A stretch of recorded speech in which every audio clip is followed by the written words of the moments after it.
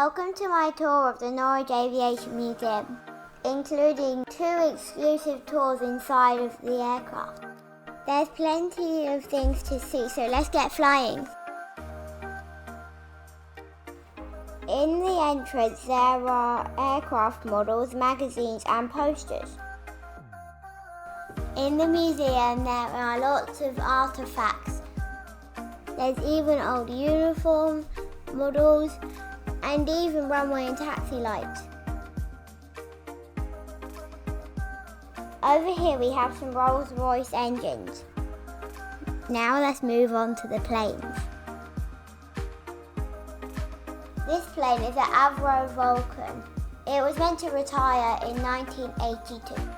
But the Falklands War gave it a new lease of life. Operation Blackbird used Vulcan bombers. They were the longest bombing raids in history at the time. Each trip was about 8,000 miles and lasted about 15 hours. The bombs targeted Port Stanley Airport and Argentinian radar sites. Below the Vulcan there is not only a nice place to have a picnic and a place to stay out of the rain, but there's a Avro Vulcan bomb bay fuel tank. Here are some old photos of the Vulcan in action. The next aircraft is an English electric Lightning fighter aircraft. It was an interceptor.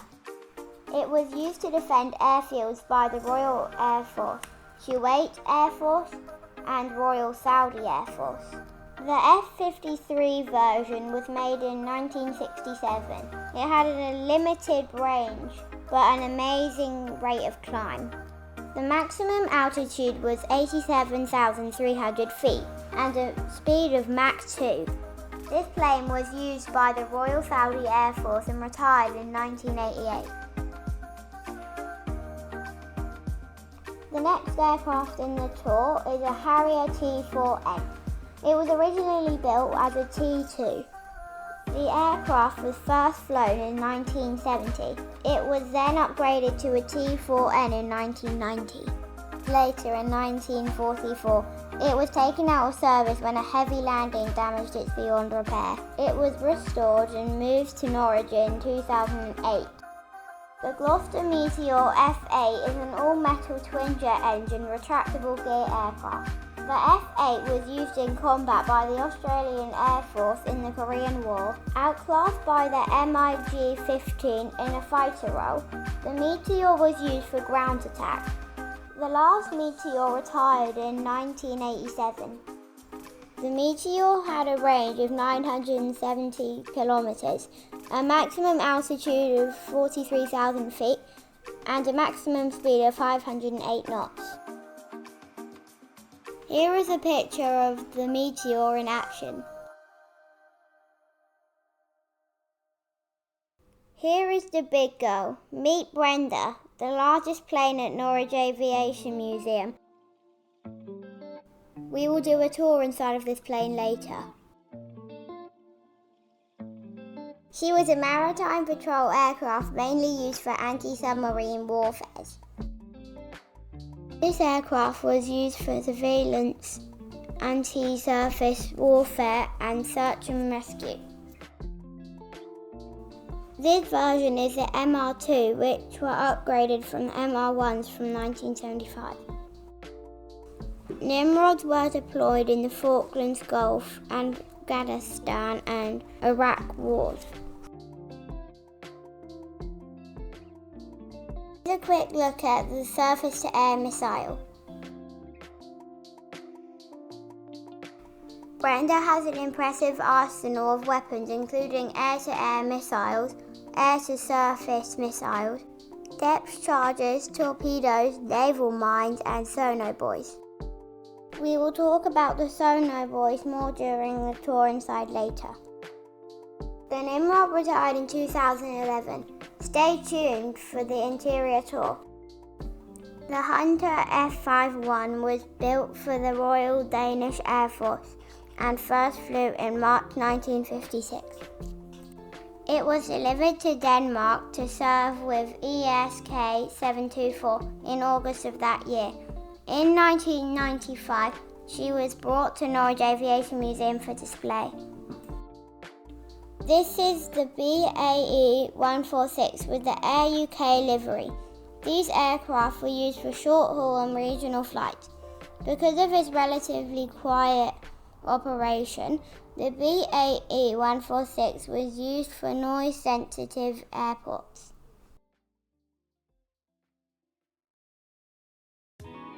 Next is the Avro RJ, which is an upgrade of the BAE 146 we saw earlier.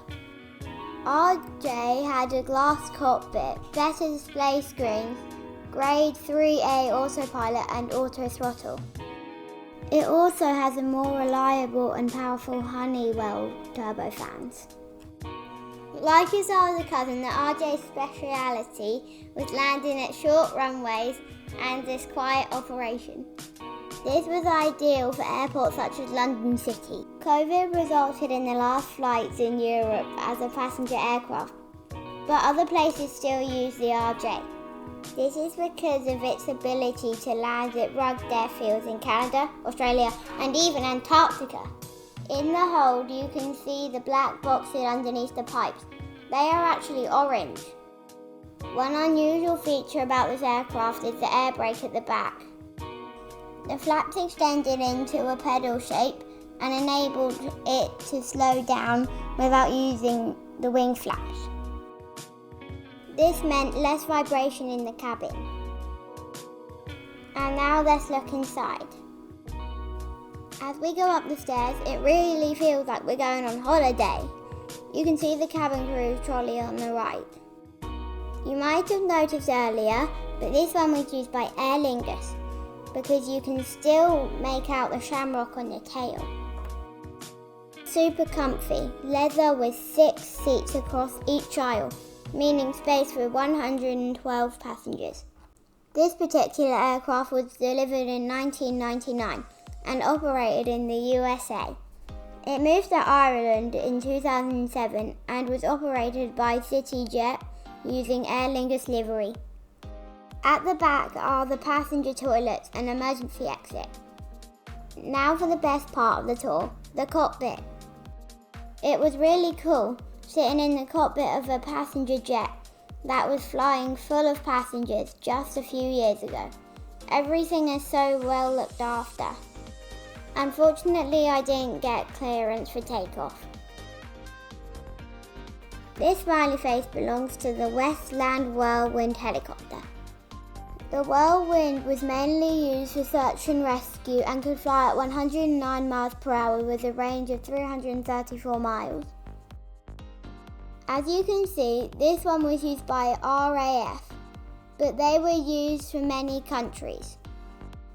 The last Whirlwind retired from service in 1982. They were replaced by the Westland Sea King.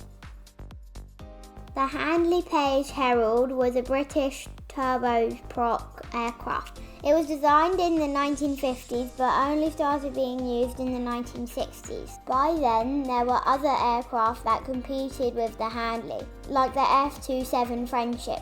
Because of this, sales were poor. Eventually, the company went bust in 1969. And here is the Fokker F-27 Friendship, also in the Air UK livery. It was designed to take over from the DC-3. This version was the F-27-200, which was more powerful engine than the 100. It could carry 32 passengers and was used for short to medium distance flights. This high-decker aircraft has a pressurized cabin. Parts of the aircraft were made with a glued downwards construction, which was daring at the time.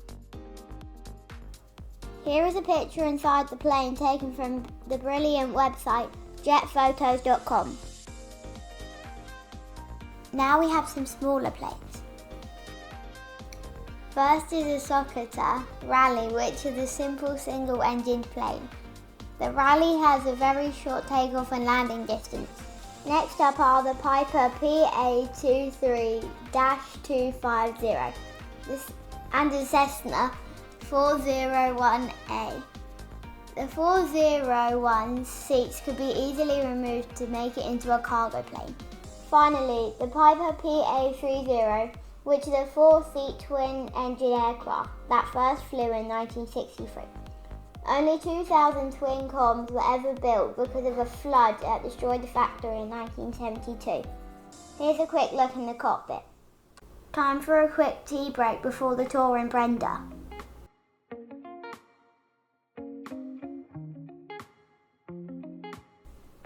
And now back to Big Brenda. Standing at the entrance to the plane gives a great view of the other aircraft. Here are the sonar boys. They would transmit radio signals back to the aircraft to give information about the water conditions and detect submarines. You can see the racks where they were stored.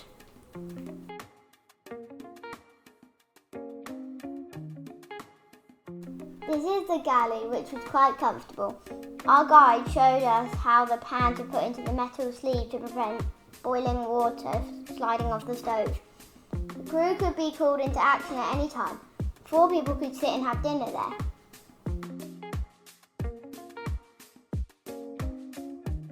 It's amazing to think that up until a few years ago, this aircraft had a full crew and was performing duties over the oceans all over the world.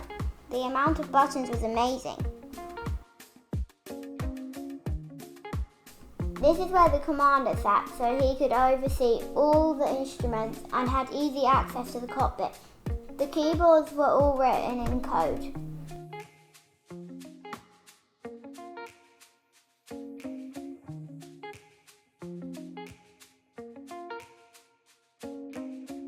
This is where the radio operator sat. And here is the cockpit.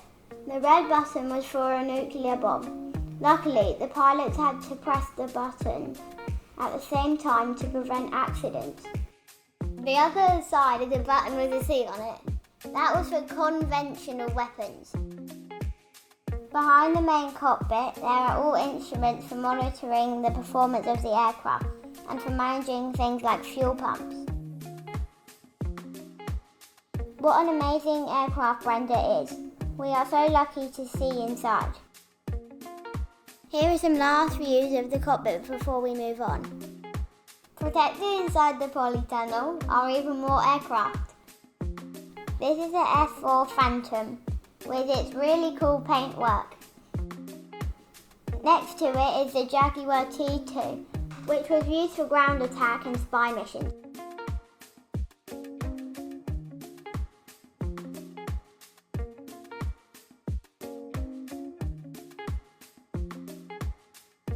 Next up is the Blackburn Buccaneer, which retired from service in 1994. This example was used as a training airframe by RNAS Cold Rose. Inside the polytunnel are various other interesting aircraft parts, like this wing pylon. Here is a Rolls-Royce turbofan engine, which was used in the Harrier jump jet. My dad saw the Harrier crash into the sea in Lowestoft 2002. Pause the video if you'd like to read more information about this engine.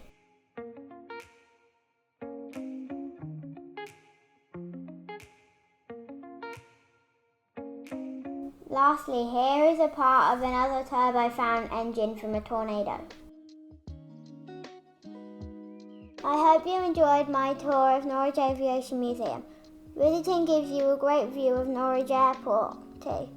Here is an Air Explore taxiing to new adventures.